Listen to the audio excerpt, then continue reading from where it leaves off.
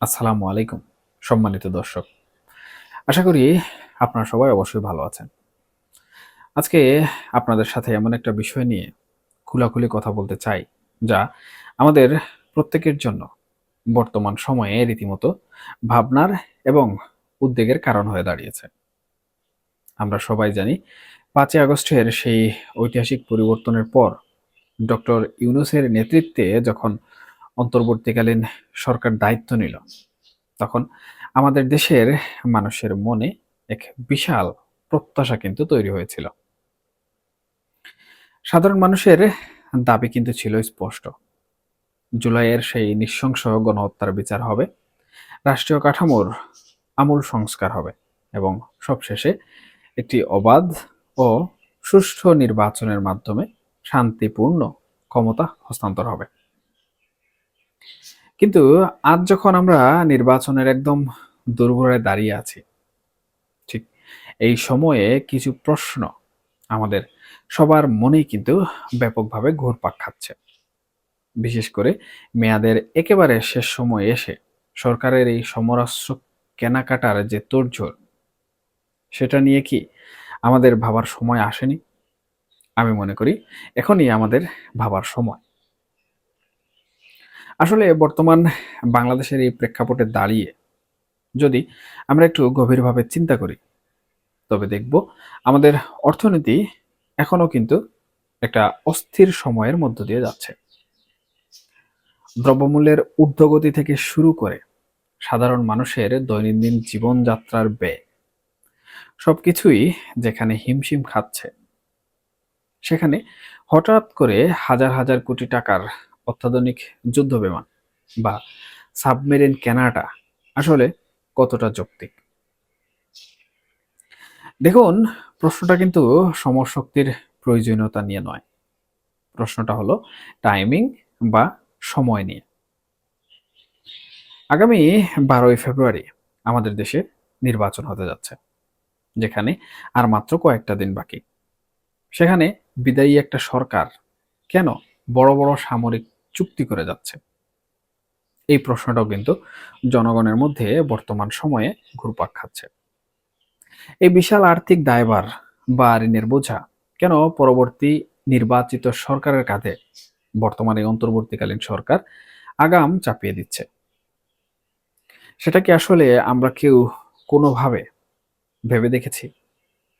খুব অবাক লাগে যখন আমরা দেখি বর্তমান সময়ে এসে চীন থেকে অত্যাধুনিক জেট কিংবা পাকিস্তান থেকে যুদ্ধ বিমান আমদানি করার কথা ওঠে। শুধু তাই নয়, ইউরোপের টাইফুন হেলিকপ্টার কিংবা আমেরিকার ব্ল্যাক হকের মতো দামি সামরিক সরঞ্জাম কেনার যে ফিরিস্তি আমরা শুনছি, তা যে কোনো সাধারণ নাগরিককেই বর্তমান সময়ে এসে ব্যাপক চিন্তায় ফেলে দেবে। নিরাপত্তা উপদেষ্টা এই বিষয়ে বলছেন এটা একটা চলমান প্রক্রিয়া। কিন্তু প্রশ্ন হলো, যে দেশের সংস্কারের কাজগুলো এখন পর্যন্ত থমকে আছে বলে মনে হচ্ছে, যেখানে যে বিচারের কথা বলা হচ্ছিল, অর্থাৎ গণহত্যার বিচারের গতি নিয়ে সাধারণ মানুষের মধ্যে নানা আলোচনা আছে, সেখানে হুট করে এই সমরাস্ত্রের ঝনঝনানি কেন? আমরা কি তবে আসল সমস্যাগুলো বর্তমান সময়ে এসে আড়াল করার চেষ্টা করছি? এর একটা বড় দিক হলো ভূ রাজনীতি। আমাদের প্রতিবেশী দেশ ভারত এই পুরো বিষয়টাকে কিন্তু বেশ উদ্বেগের সাথে দেখছে। ভারতের উদ্বেগটা কোনো অস্ত্র কেনা নিয়ে নয়, বরং তারা চিন্তা করছে বাংলাদেশের সামরিক নীতিতে যেভাবে অন্য দেশ যেমন চীন বা পাকিস্তানের প্রভাব বাড়ছে তা নিয়ে। দক্ষিণ এশিয়ায় শক্তির যে ভারসাম্য, সেখানে বাংলাদেশ কি কোনো বড় শক্তির খেলার গুটি হয়ে যাচ্ছে? এমন প্রশ্নও কিন্তু দেখা দিয়েছে।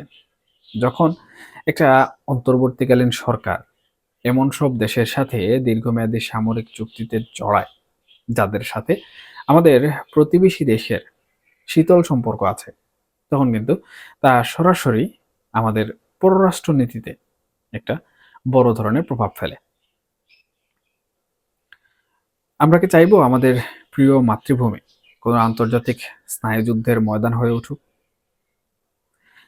দেখুন, আমাদের পররাষ্ট্রনীতি হওয়া উচিত ছিল সবার সাথে বন্ধুত্ব, কারো সাথে কোনো ধরনের বৈরিতা নয়।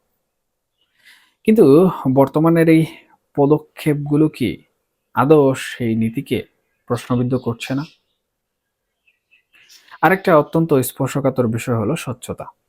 যখন এই ধরনের বিশাল বাজেটের কেনাকাটা করা হয়, তখন সাধারণ মানুষের জানার অধিকার থাকে এই টাকাটা কোথা থেকে আসছে এবং কেন বর্তমান এই সময়ে এটি দরকার।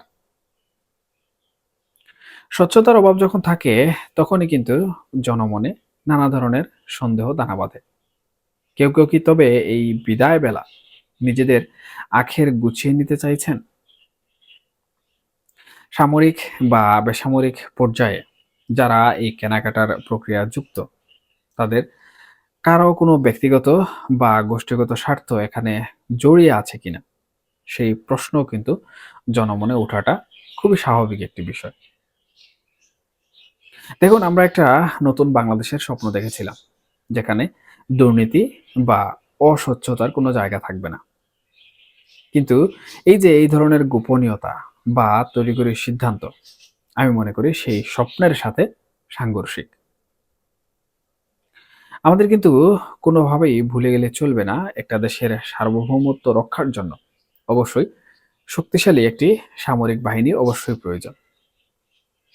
আধুনিক এই বিশ্বে টিকে থাকতে হলে আধুনিক প্রযুক্তির কোনো ধরনের বিকল্প নেই।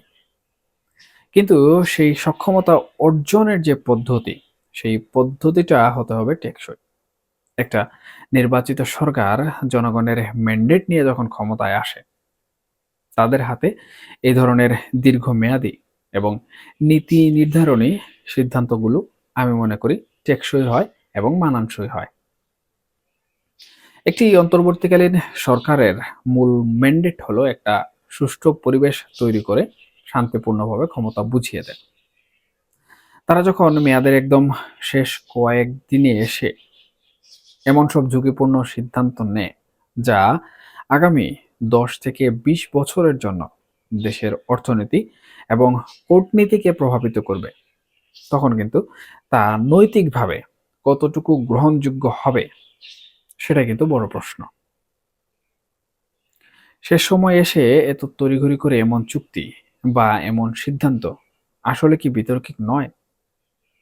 সরকার 1.5 বছর ধরে এমন কোনো সিদ্ধান্ত আসলে কেন নিল না, এই প্রশ্নও কিন্তু বর্তমান সময়ে আমরা উঠে আসতে দেখেছি।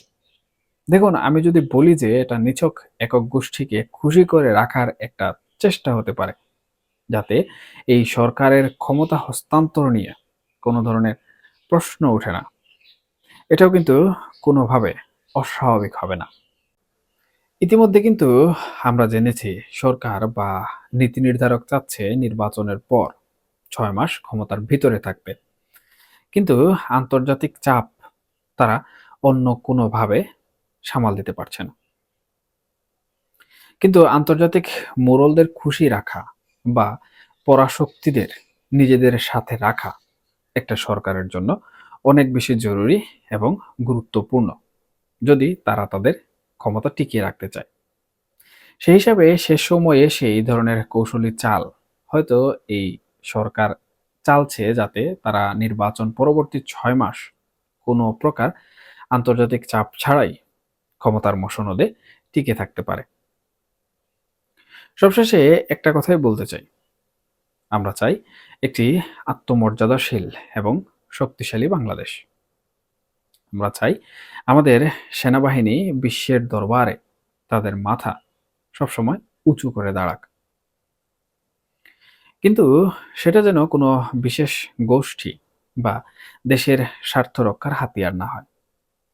জনগণের ট্যাক্সের টাকার সঠিক ব্যবহার হোক শিক্ষার মান উন্নয়নে, স্বাস্থ্য খাতের সংস্কারে এবং বিচার নিশ্চিত করার কাজে। যুদ্ধের সাজ সরঞ্জাম যেন আমাদের মৌলিক সংস্কারের দাবিগুলোকে কোনোভাবে ধামাচাপা দিয়ে না ফেলে।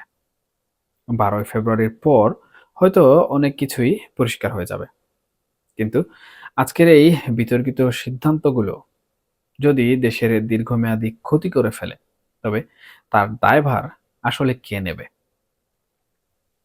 তাই আমি মনে করি আমাদের সচেতন হতে হবে, প্রশ্ন করতে শিখতে হবে।